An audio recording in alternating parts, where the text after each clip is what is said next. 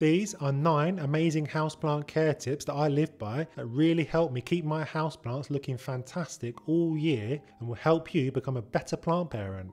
What's the one thing you hate happening to your houseplants? Let me know in the comments, I'll be really interested to know. For me, it's brown tips on the leaves. You would have heard me bang on about brown tips on the leaves of my plants plenty of times on this channel, and I'm always trying to find nifty ways to stop this happening for me and for my viewers. Unfortunately though, just like some girls want to have fun, some leaves just want to go brown. But here's a shocking revelation that took me years to discover. You don't have to live with this issue. As soon as you see a leaf with a brown tip, you have 3 options. You can either live with it, cut the leaf out entirely, or trim the leaf to get rid of the damage. It's the third option I usually pick, because if you have a lot of leaves with brown tips and you prune them all out, you can end up with a sad looking plant with very little foliage. So the trick is to trim the leaves of your house plant. You won't harm the plant. This is something I regularly do to my Calophaea elder grass and also my peace lily. Both plants tend to get brown tips on the leaves with age. Because I like really full plants, I just cut the tips off. Don't hack away at the leaf like an ape holding a pair of scissors for the first time though. You want to make cuts that follow the natural shape of the leaf, otherwise it will look unnatural. As a beginner, it really took me such a long time to get my head around the fact that plants aren't that precious and we can do things to them that make them look better, like cutting the leaves, and I don't really mind. I feel like I talk about watering on pretty much all of my videos, but this next tip is something I've not really spoken about before, and it's something that really keeps my plants firing on all cylinders. It's tempting for new plant parents to fuss over their plants and water them every week on the same day without fail, but this is the wrong way to care for your plant. Watering your plant on a regular basis without letting it dry out puts zero stress on the plant. It might surprise you that this isn't necessarily a good thing. This is the same as when there's always biscuits in the tin at home and we constantly help ourselves. We get a bit lazy, we put on extra weight around the midriff. If we stress our bodies out a little by not eating those biscuits and doing some exercise, our body responds by looking strong and healthy. I found that if I keep my plants on the thirstier side and not water them as soon as they need it, they respond with better growth and lusher foliage. I guess this mimics the natural habitat in the jungle where they would normally experience periods of drought followed by a large rain. And houseplants always respond well when we can mimic their natural environment. You know, I have my trusty moisture meter, and as a general rule I only water my plants when the meter reads 1 or 2, and I never water when the soil is moist.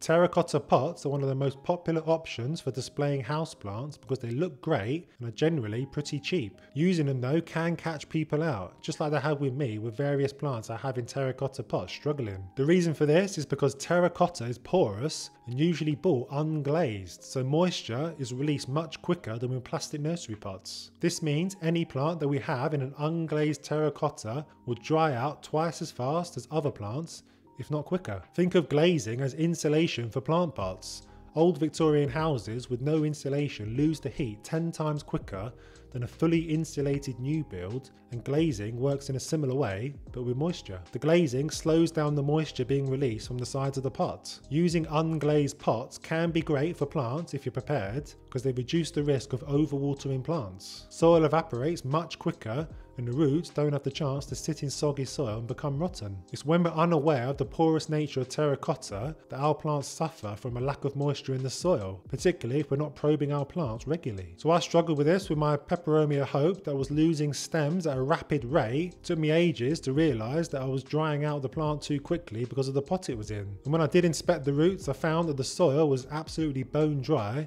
so I've since greatly increased the watering. If you're not keen on watering your plant every 3 days, then a great option is to glaze the pot yourself. You'll be able to pick up a suitable glaze in your local hardware store. You can even decorate your pots with different colours. Despite our best intentions, sometimes 1 or 2 of our plants just end up looking rubbish. This isn't necessarily because of something we've done. Instead, this is usually a symptom of age. I find the older a plant gets, the more tired it can start to look. A perfect example of this is the Ficus elastica. I've got the classic green Ficus elastica, as well as a few of the variegated Tanekis, and I found that the older these plants get, the more they start to look tired and floppy. You'll probably notice this on your Ficus plant on the leaves on the lowest part of the stem. It's these leaves that tend to go droopy with age. Let me know in the comments if you have this. If you've got a plant that you're just fed up with because it's looking sad with age, then don't be afraid to give it a hard prune. Hard pruning a plant involves cutting all the stems right back to the base of the plant for it to essentially start from scratch and grow new stems. This can be super effective at reinvigorating a plant, just like long damaged hair with split ends looks so much better when given a trim at the hairdressers. My green Ficus elastica is about 8 years old and was looking quite worse for wear a few months ago. The central stem was leaning and lots of leaves had dropped off due to neglect. The stems that were left were droopy with cracks in. So I made the jump and cut this plant right back, and it's since pushed out 3 new stems with fresh, healthy looking leaves. This might sound quite extreme, but I promise you plants always find a way to survive. You might think cutting a plant right back will kill it, especially if there's no leaves left to photosynthesize, but all this does is send a signal that it better hurry up and push out new growth, and this results in a little growth spurt. And what do we do with the cuttings we have left over? Don't throw them out, but instead propagate them and turn them into free plants. I've managed to turn my Ficus elastica into 20 new plants by cutting it back that I can either sell or give to friends or keep in my home. Probably one of the biggest fears among beginner plant parents is getting the watering wrong for their plants. A common misconception that I've come across in the comment section to my videos is giving the plant too much water when we water it. When your plant is thirsty and ready to be watered, it's impossible to give it too much water. You can spend the next half hour over your sink repeatedly giving the plant water and it will do no harm whatsoever. Overwatering problems arise when we give the plant water too frequently and don't allow the soil to dry out. This will eventually lead to root rot. So whatever you do, don't pour a little bit of water over the top of the soil until it's a little damp. Chances are you won't have given it enough. When you go in for your morning shower, you don't turn on the water and wet your head a little for a few seconds and expect to be sparkling clean. If you're like me, you need to spend a good 20 minutes in there scrubbing yourself down to get sufficiently clean. So instead of just wetting the soil a little, take your plant over to your sink and pour water over the soil repeatedly so that every bit of the soil is fully saturated. You can't get it too wet. You don't want some of the areas of the soil fully saturated while other parts are still dry. Some parts of the plant will start to suffer while others will look okay and you'll start to wonder why.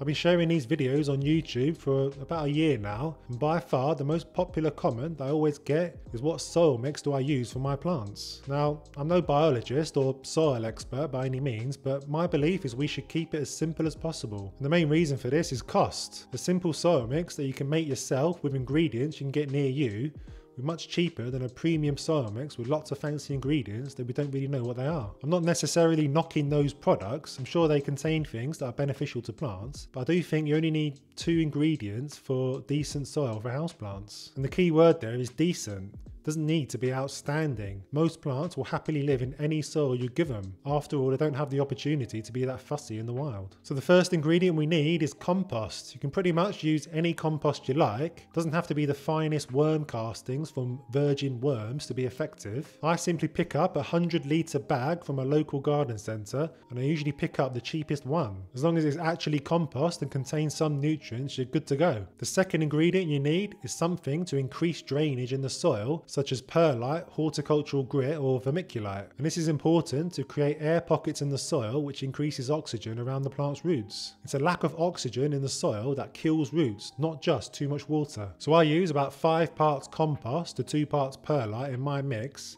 and my plants seem to be loving life. And that's it. Don't overthink potting soil and keep it as simple as possible. If you've got a Tradescantia at home, then you'll no doubt know about leggy plants. Plants that have a trailing nature tend to grow long and leggy if we let them. So how do we stop this from happening so that we can end up with a big, beautiful bushy plant? The solution is simple. Pinch the tips of the stems to encourage branching lower down the stem. If a stem on a plant is cut at the tip, halts the growth at that point, doesn't just die, the plant will want to continue its growth, so it pushes its energy somewhere else on the stem for growth, and that is normally the next growth node down. This can be a super effective way to bush out a training plant such as a Tradescantia or a Pothos. Check out this video here for 9 ridiculously simple plant hacks that experts use, including an awesome mess-free way to repot your plants that you've probably never seen before.